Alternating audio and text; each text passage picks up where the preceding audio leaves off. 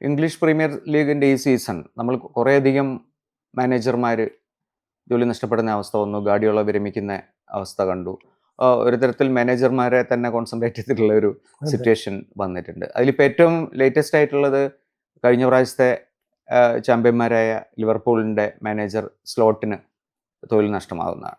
അതിലേക്ക് വരികയായിരുന്നു സംഗതികൾ എന്നുള്ളത് ഏതാണ്ട് എല്ലാ ഫുട്ബോൾ പ്രേമികൾക്കും അറിയാമായിരുന്നു. പക്ഷെ എന്നാൽ പോലും അദ്ദേഹത്തെ പോലുള്ള ഒരു പ്രതിഭയ്ക്ക് ഇങ്ങനെ ഒരു ഒരു ഒരു ട്രാജഡിയിലേക്ക് പോകുന്ന ഒരവസ്ഥ വന്നത് എങ്ങനെയാണ്?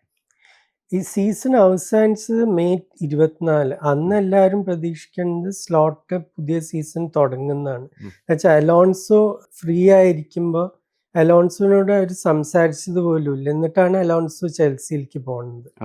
അപ്പം എല്ലാവരുടെ പ്രതീക്ഷ സ്ലോട്ട് പുതിയ സീസണിന് വരുന്നു. പക്ഷെ ഇത് ഈ ഒരാഴ്ചയിൽ സംഭവിച്ചിട്ടുള്ള എന്താന്ന് പറഞ്ഞാൽ, ഞാൻ ലിവർപൂളിൽ റിപ്പോർട്ട് ചെയ്യണ എൻ്റെ ഒരു സുഹൃത്തിനോട് ചോദിച്ചത്, പല വലിയ കളിക്കാർ ഇപ്പം ട്രാൻസ്ഫർ വിൻഡോ തുടങ്ങാൻ പോവുകയാണ്. അപ്പോൾ പിന്നെ വേൾഡ് കപ്പിൻ്റെ സമയത്ത് കളിക്കാരെ സൈൻ ചെയ്യാൻ പറ്റില്ല നിങ്ങൾക്ക്. അപ്പോൾ വളരെ ചെറിയൊരു ഗ്യാപ്പേ ഉള്ളൂ ഇപ്പോൾ ലോകകപ്പിന് മുമ്പ് കളിക്കാരെ സൈൻ ചെയ്യാൻ. അപ്പോൾ പല വലിയ കളിക്കാർക്കും ലിവർപൂളിലേക്ക് വരാൻ മടി. എന്താ വെച്ചാൽ ഈ ഇംഗ്ലീഷിൽ ഇതിന് ഡെഡ് മാൻ വാക്കിംഗ് എന്ന് പറയും. എറിക് ടെൻ ഹാഗ് മുമ്പ് ഇതായിരുന്നു. ഒരു FA കപ്പ് ജയിച്ച കാരണം മാഞ്ചസ്റ്റർ യുണൈറ്റഡ് അവിടെ നിർത്തി. പക്ഷെ എല്ലാവർക്കും അറിയാമായിരുന്നു ഇയാളുടെ ജോലി തെറിക്കും ഇന്നല്ലെങ്കിൽ നാളെ. പക്ഷെ ആ ടെൻ ഹാഗിന് സമ്മർ കൊടുത്തിട്ട് ടെൻ ഹാഗ് കളിക്കാരെ വാങ്ങുകയും ചെയ്തു. 3 മാസം കഴിഞ്ഞ് മാറ്റി. അപ്പൊ ആകെപ്പാട് ആ സീസൺ എഴുതി തള്ളേണ്ട ഒരു ഗതിയായി. അപ്പൊ ഈ കളിക്കാര് വരുന്നില്ല എന്ന് കണ്ടപ്പോ ലിവർപൂൾ ഡയറക്ടർ ഫുട്ബോളും എല്ലാവരും കൂടി ഇരുന്ന് പറഞ്ഞു, ഇങ്ങനെയാണെങ്കിൽ ഇപ്പൊ തന്നെ തീരുമാനം എടുക്കണം. അത് അവര് സന്തോഷത്തോടു കൂടി എടുത്തൊരു തീരുമാനമല്ല. ആരും പ്രത്യേകിച്ച് ലിവർപൂൾ ഒരിക്കലും അങ്ങനെ കോച്ച്മാരെ സാക്ക് ചെയ്യണ ഒരു ക്ലബ്ബല്ല.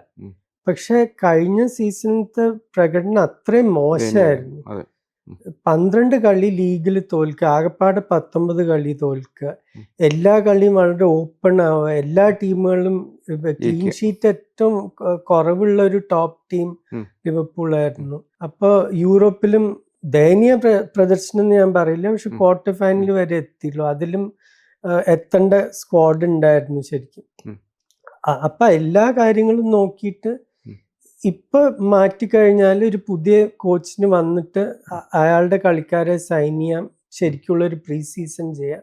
നേരെ തിരിച്ച് സെപ്റ്റംബറിലോ ഒക്ടോബറിലോ ഒഴിവാക്കി ആ സീസൺ എഴുതി തള്ളേണ്ട ഗതിയാണ്. ലിവർപൂളിനുണ്ടായിട്ടുള്ള ഈ ഒരു തിരിച്ചടി ഉണ്ടല്ലോ ഈ സീസണിൽ പ്രത്യേകിച്ചും, അതിന് ഒരു സോൾ റെസ്പോൺസിബിൾ പേഴ്സൺ ആയിട്ട് ശരിക്കും ഒരിക്കലും പറയാൻ പറ്റില്ല. പല സാഹചര്യം എനിക്ക് വളരെയധികം സഹതാപമുണ്ട്. ഒന്നും ഒരു കളിക്കാരനെ നഷ്ടപ്പെടുക, അതിന്റെ ഇമ്പാക്ട് ആർക്കും ഇപ്പൊ ക്വാണ്ടിഫൈ ചെയ്യാൻ പറ്റില്ല. സൈക്കോളജിക്കലായിട്ട് കളിക്കാരെ എത്ര ബാധിച്ചിട്ടുണ്ട്. വളരെ ചുരുക്കം കളിക്കാരെ അതിനെപ്പറ്റി പബ്ലിക്കായി സംസാരിച്ചിട്ടുള്ളൂ. അവരതിനെപ്പറ്റി പറഞ്ഞിട്ടുണ്ട്. പക്ഷെ ബാക്കിയുള്ളവർ അതെങ്ങനെ ബാധിച്ചു നമുക്ക് അറിയില്ല. അപ്പൊ അതൊരു വലിയൊരു ഫാക്ടറാണ്. പിന്നെ കുറെ കളിക്കാരുടെ ഇപ്പൊ സ്ലോട്ടിനെ ഏറ്റവും വിമർശിച്ച ഒരു കളിക്കാരൻ മുഹമ്മദ് സാലയായിരുന്നു. സാലയുടെ പെർഫോമൻസ് കഴിഞ്ഞ സീസൺ നോക്കിക്കഴിഞ്ഞാൽ ഇവിടുന്ന് ഇവിടെ വരെ.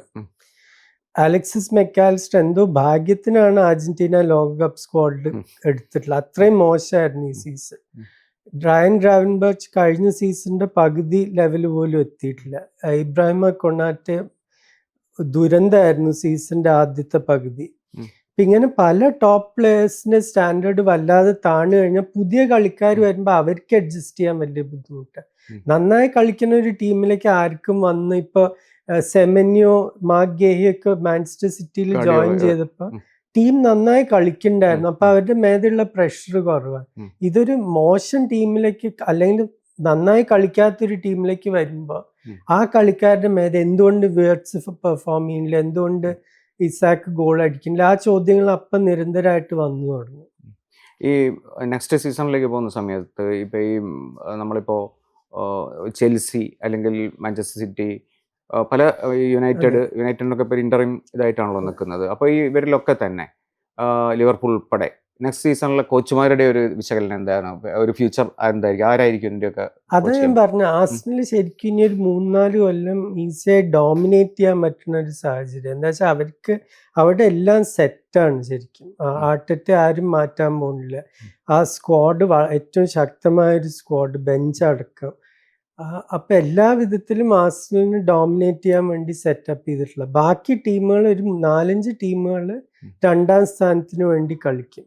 ഉം. അതിലൊന്ന് എനിക്ക് ഉറപ്പാണ്, ഒരു നല്ല വിചാരിച്ച കോച്ചിനെ കിട്ടുകയാണെങ്കിൽ അതിലൊരു ടീം ലിവർപൂൾ ആയിരിക്കും. അതിന് കൂടെ മാഞ്ചസ്റ്റർ യുണൈറ്റഡ് എനിക്ക് പ്രതീക്ഷയുണ്ട് നല്ല സീസൺ ആയിരിക്കും. ചെൽസി ഉറപ്പായിട്ടും ചാമ്പ്യൻസ് ലീഗ് പ്ലേസസിൽ ആ ഓട്ടത്തിൽ ഭാഗമായിരിക്കും.